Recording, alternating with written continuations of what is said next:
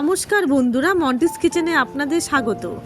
আজকের recipe chicken sausage cake. এর আগে তো চিকেন সসেজ রেসিপি আপনাদের সঙ্গে শেয়ার করেছি, এটা আমি একটু অন্যরকমভাবে করেছি, আশা করি আপনাদের ভালো লাগবে। প্রথমে নিয়েছি 400 গ্রাম বোনলেস চিকেন, একদম হাড় নেই, দেখুন হাড় ছাড়াই নেবেন। ভালো করে ধুয়ে নিয়েছি, এক ফোঁটা জল নেই। এবার একটি মিক্সিং জারে পেস্ট করে নেব।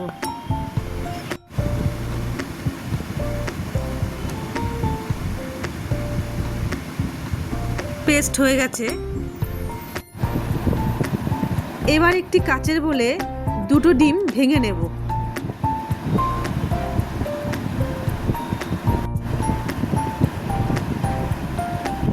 এবার হলুদ অংশটাকে আলাদা করে নেব।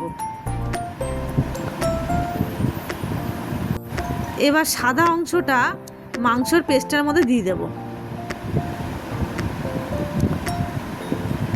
আর দিয়ে দেবো 1 চামচ বাটার, সামান্য একটু চিলি ফ্লেক্স, স্বাদ মতো নুন, 2 চামচ ময়দা, সমস্ত কিছু উপকরণ দিয়ে 1 মিনিটের মতন পেস্ট করে নেব। দেখুন পেস্ট হয়ে গেছে, কত সুন্দর হয়ে গেছে। এবার নিচ্ছি একটা গাজর, একটু মেশিনে ঘষে নেব। আমার পুরো গাজরটা লাগবে না, আমি আধখানা নেব, কারণ আমি চিকেন 400 গ্রাম নিয়েছি। আপনারা বেশি চিকেন নিলে তাহলে গাজরটা বুঝে শুনে ব্যবহার করবেন।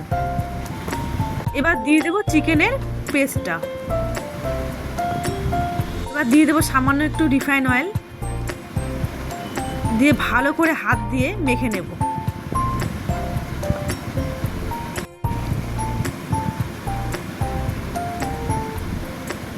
ব্যাস আমার মাখা হয়ে গেছে। নিয়েছি আমি 2টো ডিমের হলুদ অংশ, আমি আরেকটা দিয়ে দেব, আর দিয়ে দেব সামান্য একটু নুন, দিয়ে ভালো করে ফাটিয়ে নেব। এবার একটি কাচের বাটি নিয়েছি আমি, এর মধ্যে দিয়ে দেবো বাটার। আপনারা সিলভারের কেকের বাটিও ব্যবহার করতে পারেন। আমি ভালো করে বাটার লাগিয়ে নিয়েছি। এবার চিকেনটাকে দিয়ে দেব। দেখুন কিরম করে করছি আমি, এরকম করে ভালো করে জিনিসটাকে ছড়িয়ে নেবেন। একটুও যদি ফাঁকা না থাকে, এবার দিয়ে দেব ডিমের হলুদ অংশটা উপরে।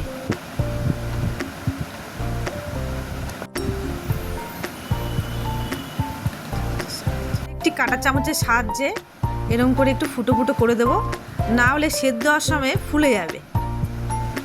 এবার ফয়েল পেপার দিয়ে ভালো করে মুখটা আটকে দেব।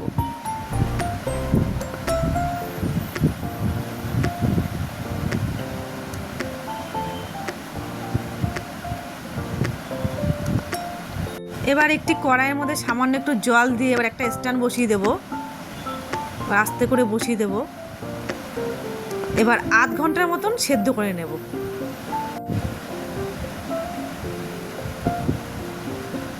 আধ ঘন্টা হয়ে গেছে, এবার উঠিয়ে নেব।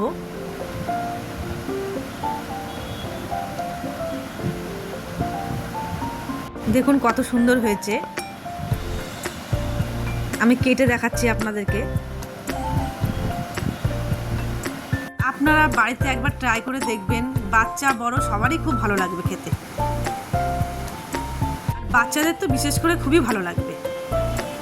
আর কত সুন্দর নরম হয়েছে দেখুন, কেটে দেখাচ্ছি আমি।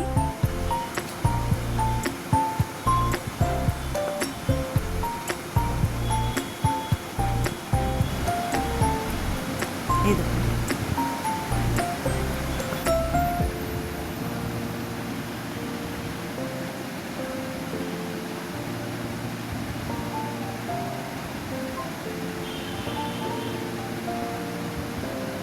দেখুন আপনারা দেখে বুঝতেই পাচ্ছেন কত সুন্দর হয়েছে। আমার এই রেসিপিটি আপনাদের ভালো লেগে থাকলে যারা ফেসবুক থেকে দেখছেন তারা পেজটিকে ফলো করে দেবেন, আর যারা ইউটিউব থেকে দেখছেন চ্যানেলটিকে সাবস্ক্রাইব করে দেবেন।